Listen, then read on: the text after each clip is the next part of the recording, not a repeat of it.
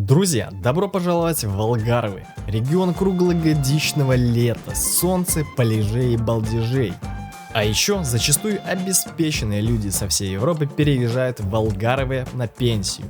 Здесь можно восстанавливать здоровье, ежедневно любоваться красивейшими закатами и играть в свой любимый гольф. В общем, отдыхать от стремительного ритма жизни. Да, каждому бы такую пенсию. Я проедусь по всему региону с запада на восток и посмотрю, что интересного можно тут вцепить искушенному туристу. А бонусом мы утопим мой дрон в океане. Ну что, живем один раз. Так вот, Алгаровы. В сезон численность населения в регионе возрастает в разы, и тут начинается безумие. Это место как губка всасывает в себя туристов и их деньги со всей Европы. Летом я бы охарактеризовал этот регион как секс, алкоголь и запах гашиша. Пляжи и отели ломятся от количества красивых подтянутых женских талий.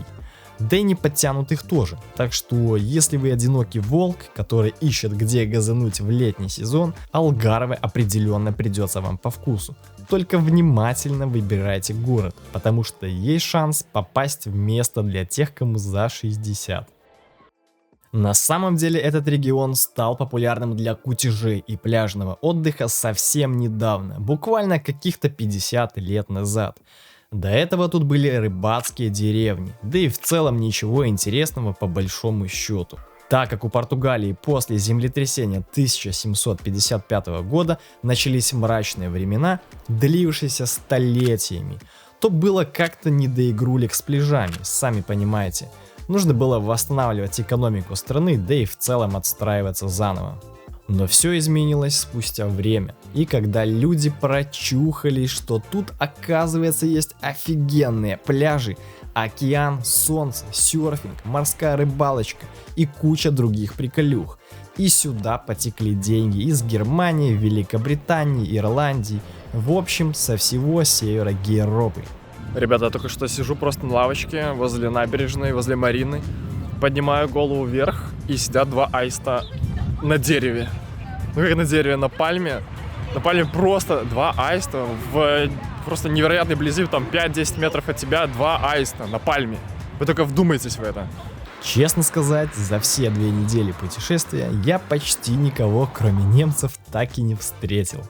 Многие из перечисленных европейских толстосумов владеют недвижимостью в регионе, потому что в отличие от той же Испании, проблемы с окупасами тут нет от слова совсем. И можно спокойно парковать честно украденные деньги, не боясь, что в твое отсутствие ваше жилье займет хитрожопая сомалийская многодетная мать, которую потом никакими правдами и неправдами не выкуришь. Так что можно сказать, что это одно из мест, где так называемые old money паркуют свои бабки. Ну не только здесь, разумеется, но копейка прилетает и сюда, потому что виллы здесь стоят такие, что мама дорогая. Также люди с деньгами запросто могут получить тут вид на жительство, купив недвижимость всего на каких-то жалких пол-ляма евро.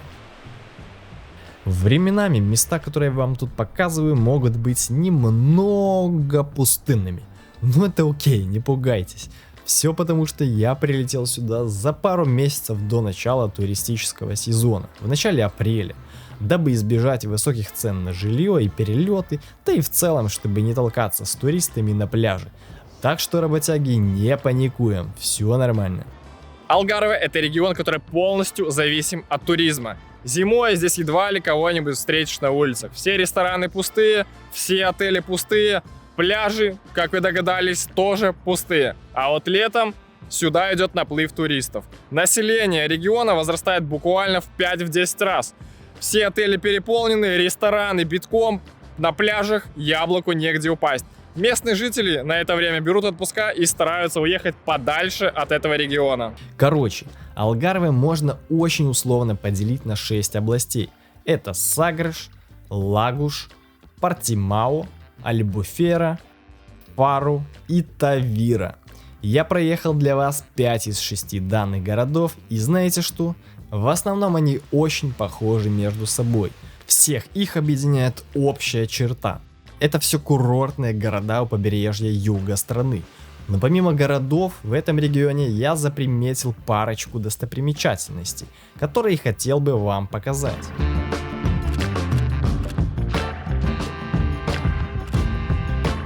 А перед началом, друзья, я хотел бы выразить огромную благодарность всем тем, кто оказал какую-либо активность над вот этим моим прошлым видео. Оно набрало просто невероятные цифры. В районе 5000 просмотров, наверное. И для канала, на котором до этого было 70 подписчиков, просто 70. Это вполне неплохой результат, я считаю. Поэтому всем жму руку причастным, обнимаю, приподнимаю.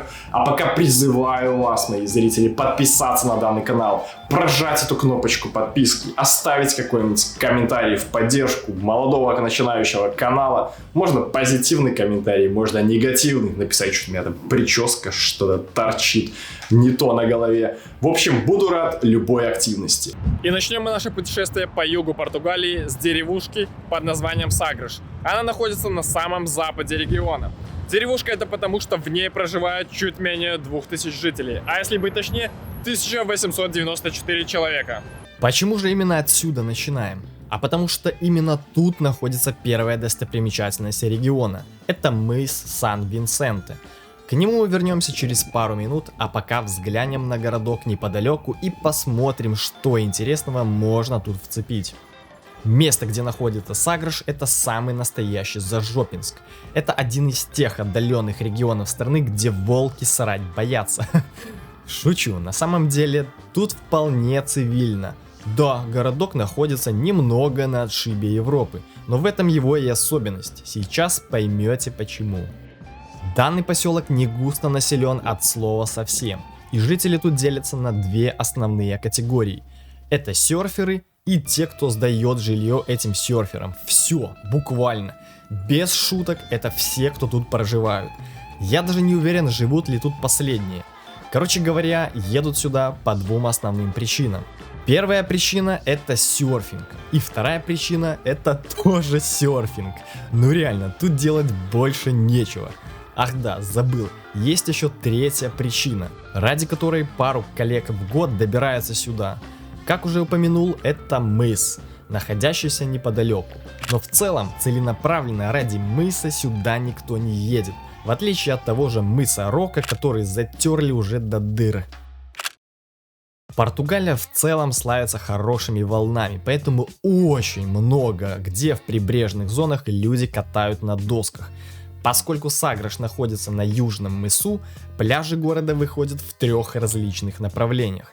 Некоторые пляжи более защищены от волн, некоторые менее, но это все означает лишь то, что каждый найдет свою волну, начиная от зимующих айтишников и заканчивая прожженными серферами с кубиками пресса и длинными выгоревшими волосами.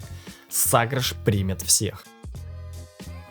Интересный факт заключается в том, что приезжающие серферы с Северной Европы, которые приезжают в Сагреш на своих домах на колесах, останавливаются на парковках. И в чем тут может быть проблема? А проблема в том, что все результаты жизнедеятельности они оставляют прямо на тех же парковках.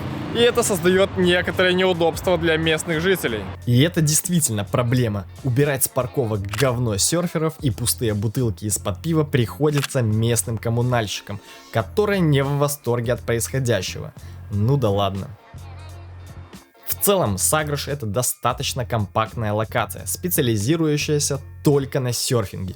Если вам интересно более подробно посмотреть про него, я снял про это отдельный ролик, вот тут. Что ж, не будем долго размазывать кашу по тарелке, прыгаем в автобус и через полчаса мы стоим у обрыва. Я уже рассказывал вам про мыс Рока пару глав тому назад, а сейчас я покажу вам второй по популярности и красоте мыс Португалии, и называется он Сан-Винсенте. Это брат-близнец мыса Рока, которому не хватило буквально сотни метров длины, чтобы быть той самой туристической и самой западной точкой всей страны, да и в целом континентальной Европы. Вы только посмотрите на этот бомбический вид. Высота скал достигает 60 метров. Дофига так-то. Если ветром сдует, то падать отсюда будет очень и очень больно. И честно сказать, первые полчаса я стоял и как кретин тупо пырился вдаль на бескрайний океан и как плавно он перетекает в небо. На мысе не особо-то много достопримечательностей, если не считать пару фудтраков с хот-догами и пивом. Так вот, на мысе немного достопримечательностей, так как сам мыс является этой самой достопримечательностью. Хотя не заметить этот маяк, расположившийся на самом краю, будет довольно-таки сложно. Да и, наверное, можно его отнести к этим самым достопримечательностям. Но как-то не очень хочется долго зачитывать его описание из Википедии, насколько далеко он светит и сколько ему лет, ну и все такое, сами понимаете. Скажу лишь, что он до сих пор работает и туда даже можно зайти, но к несчастью во время моего приезда он почему-то был закрыт. Ну, классика жанра. Из интересного, в древности это место считали концом известного мира. Что неудивительно, так как пресловутый Колумб тогда еще не открыл Америку, и поэтому все люди считали, что это самый настоящий край земли. И этот мыс очень даже подходит на эту роль. Есть, так сказать, все атрибуты мистического места. Обрывающиеся вниз высокие скалы, скудная растительность, сдувающие с ног ветра и бескрайние воды Атлантического океана. Тянет ли это описание на край земли? Для вас, наверное, нет. Но для людей много столетий тому назад очень даже. В отличие от того же попсового мыса Рока, куда все едут толпами и где не протолкнуться, на этом мысу туристов относительно немного, а виды тут ничуть не хуже, а то и посильнее будут. Лично мне больше зашел именно этот мыс, так как именно здесь можно найти абсолютно параллельные земле скалы, которые резко обрываются в океан, а выглядят максимально футуристично, будто кто-то искусственно нарисовал все это дело. Но тут постарались силы матушки природы. Порывы ветра на этом мысе действительно впечатляют, потому что ветер иногда настолько сильный, что даже стоя на ровной поверхности, он просто сбивает вас с ног. А если пренебрегать элементарными правилами безопасности, как делаю это я, и подходить на самый край обвесной скалы, то минимальный порыв ветра вас может просто-напросто сбросить вниз. На этом мысе дул настолько сильный ветер, что мне пришлось накидать камней в карманы, чтобы мою костлявую задницу не сдуло нафиг с этих скал. Так что если собираетесь в путешествие по побережью Португалии, ветровка вам в помощь. Здесь очень сильно ветрено, но я не могу просто не записать эти эмоции, когда я вижу эту обвесную скалу. Она просто горизонтальная к океану, и у меня аж мурашки пошли. Это просто нереально. Это кажется, что это в какой-то фотошоп или я не знаю, это просто... С тех пор, когда этот мыс для европейцев был границей известного мира, и они не знали ни где находится Африка, ни где находится Америка. Так вот, с этих времен прошло всего каких-то жалких 500 лет. За эти 500 лет представления людей о географии Земли изменились кардинально. А вот то, что не изменилось за эти 500 лет, так это мыс Сан-Винсенте. Он остался таким же, как и 500, как и 1000, как и 5000 лет назад.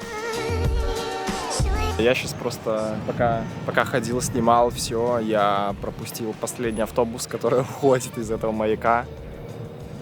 Поэтому я просто сейчас не знаю, как я буду добираться, потому что все, кто сюда приезжает, они приезжают на своих автомобилях. Здесь я уеду отсюда. Ну, либо придется ночевать вот здесь вот на отвесных скалах.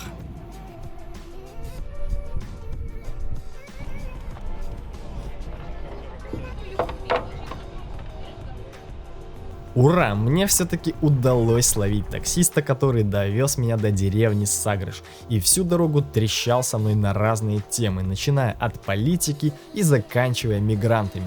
Прикольный чувак, поставил ему 5 звезд. Так вот, из Сагрыша я продолжил свое путешествие далее на восток. По пути к следующей достопримечательности я то и дело останавливался на день-другой в безумно красивых локациях. Это были типичные курортные города на побережье, усыпанные огромным количеством мишленовских ресторанов у береговой линии, но в то же время не теряющая границу между курортным городом и городом для жизни. И где бы я ни остановился, я наблюдал изумительные пляжи, на одном из которых мне упорно хотели впарить запрещенные вещества. You don't smoke? No, no. Ah, you smoke. No, no, no. Nah, you smoke. You keep my number, no problem. This is my last day here and How many days? here. Yeah, you still here. 5 days, but this is the last day. Okay, you still here, Portimao. Yeah. You keep my number, no problem, man. Not For interested. me, I have good business for you. No, thank you, bro. Okay, thank you. Если кто не понял, это был сомалийский барыга, который заприметил меня на пляже и шел со мной метров 500, наверное, чтобы дождаться, пока я буду один, и начать толкать мне дурь. Так вот, этого добра тут просто навалом и в избытке, и впаривают его вам везде и всюду, причем очень настойчиво и агрессивно. И таких персонажей я встречал в каждом городе и по нескольку раз. Иду я, короче, по набережной возле океана. И угадайте, чем здесь пахнет? Конечно же, травой. Конечно же, травкой. Пахнет прям с каждого угла. Очень сильно, очень заметно. Ну, каждый расслабляется как может. Так, дорогуша. Хотела украсть мою пироженку. Сидит, просит ее. Так, собственно, на чем мы остановились? Ах да, пляжи. Куда ни плюнь, вы попадете на невероятно красивый пляж с чистым и гладким песком, окруженным могучими скалами. Охотиться за каким-то единственным пляжем нет никакого смысла, потому что все они здесь просто как на подбор. Так что можно просто выйти из дома и идти по направлению к океану. Точно не ошибетесь. Правда, есть одна мелкая деталь. Это ледяная вода в океане. Благодаря океанским течениям, одно из которых называется Канарское, которое приносит холодные воды из северных широт к берегам Португалии. Европейские туристы в возрасте, на пенсии, они могут себе позволить приезжать в Португалию, отдыхать здесь в сезон, в несезон, проводить здесь пенсию. И, в принципе, заслуженно отдыхать, потому что, скорее всего, целую жизнь они трудились на каком-то предприятии, а сейчас они могут просто наслаждаться жизнью, смотреть вот на такие виды. И грусть заключается в том, что наши туристы из стран СНГ, бывшего Советского Союза, они с большой долей вероятности никогда себе не смогут этого позволить по разным причинам. И поэтому что-то ёкает глубоко в душе, что вот такие вот красоты, вы только посмотрите, они доступны избранным людям. А прежде чем двинуться дальше, хочу вам рассказать один момент, который прекрасно характеризует европейцев. Ребята, вот сейчас я наблюдал такую картину, я сижу просто вот на беленьком песочке, смотрю на океан, никого ничего не трогаю.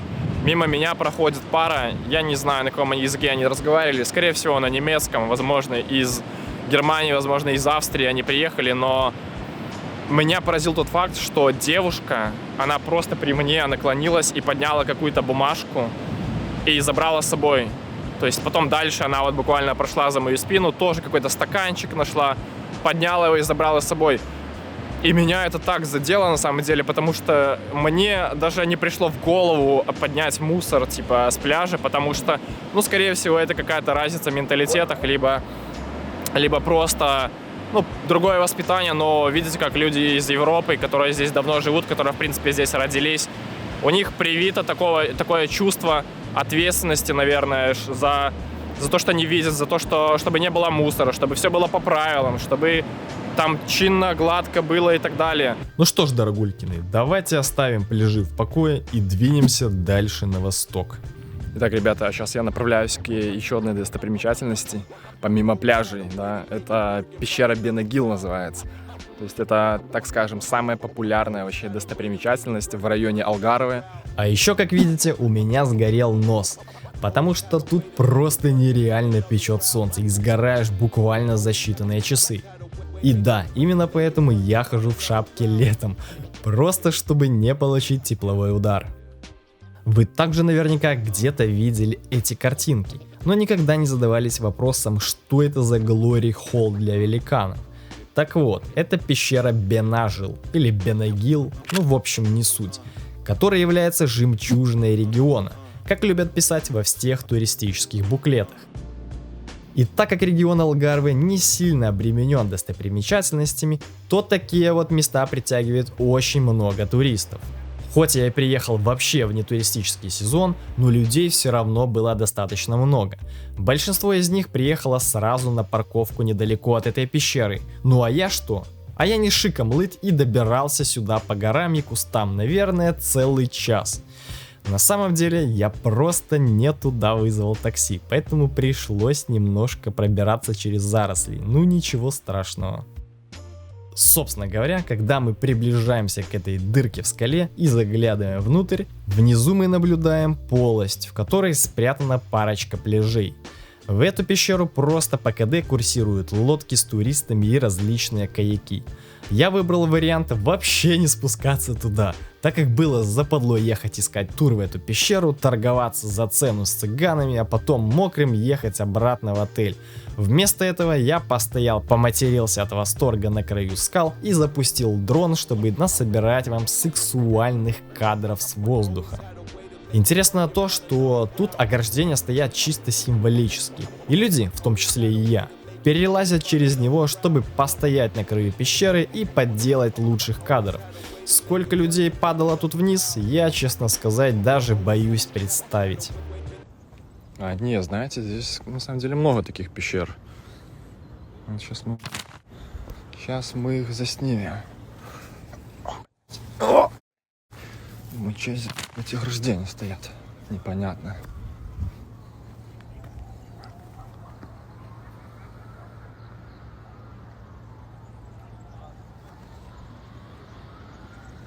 Да, ну падать туда, конечно, глубоко будет. Падать туда, конечно, глубоко не хотелось бы. Кажется, меня заметили.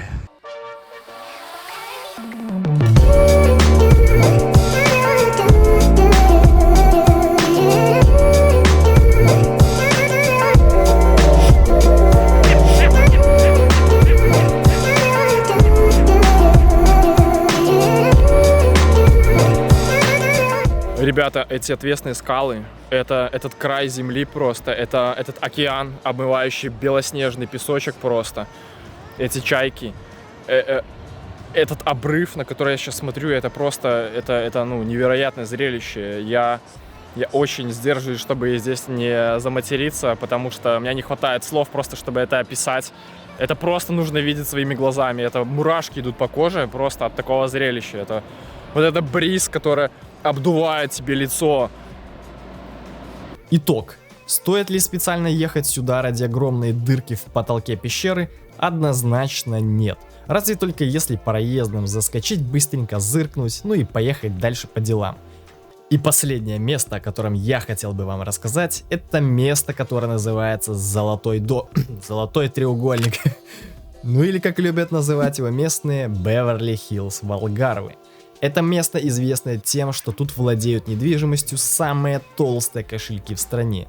Причем недвижимость тут скупают не только местные, а большая часть инвестиций приходит извне. Золотой треугольник — это неофициальное название части региона Алгарве, которая включает в себя престижные курорты. Именно благодаря им Алгарве называют португальским Беверли-Хиллз. Все эти курорты стоят просто бешеных бабок и известны своими вычурными особняками, идеально ухоженными лужайками и элитными полями для гольфа.